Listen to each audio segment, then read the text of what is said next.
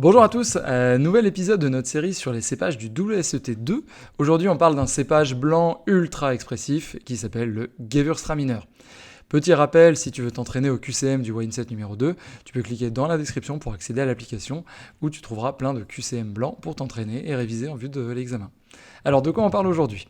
Comme d'habitude, de son profil, des régions à connaître, spoiler, c'est l'Alsace, la vinification la plus courante, et quelques petits bonus pour briller en société qui ne sont pas dans le manuel. C'est parti.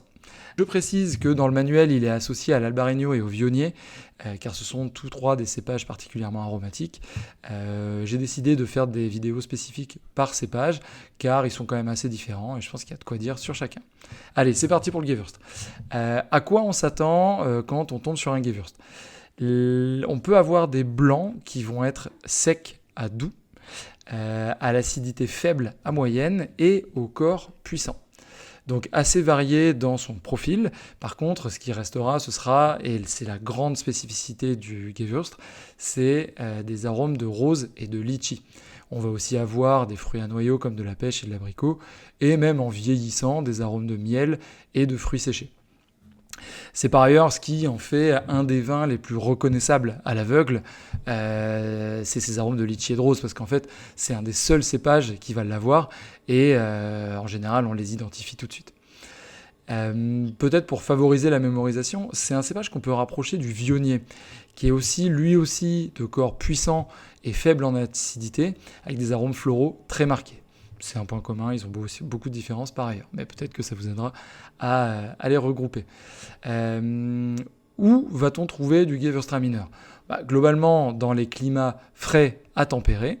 La région principale du manuel, ce sera l'Alsace en France, où on va le retrouver aux côtés des Riesling et Pinot Gris. Comment on travaille le Gewürztraminer ?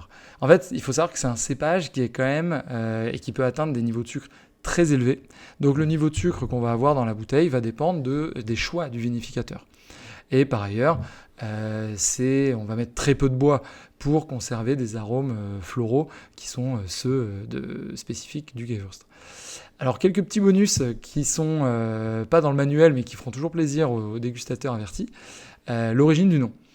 Gewürztraminer, en fait ça vient du Traminer qui est un vieux cépage italien qui est plutôt neutre, et Gewürz, qui veut dire épice en allemand. Donc littéralement, le Gewürztraminer, c'est le Traminer épicé, qu'on pourrait un petit peu modifier en disant le Traminer boosté en parfum, quoi.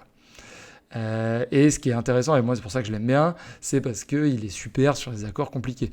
Par exemple, des plats asiatiques épicés, en fait, l'intensité aromatique du Gewürzt et parfois un petit peu de sucre vont aider à calmer le feu des épices. Je vous invite à essayer. Alors, en quelques mots, ce qu'on retient du Gewürztraminer, c'est que c'est un vin qui produit des blancs secs à doux, à l'acidité faible et au corps puissant. Les arômes dominants vont être la rose, le litchi et pêche abricot. On va le trouver majoritairement en Alsace et vinifié en inox avec très peu de bois. Voilà, c'est tout pour aujourd'hui. Et si tu veux t'entraîner au QCM du Wine Set numéro 2, tu peux cliquer dans la description pour accéder à l'application. Et tu peux aussi me dire en commentaire quel est ton accord préféré avec un Gewürztraminer. À bientôt pour un nouveau cépage.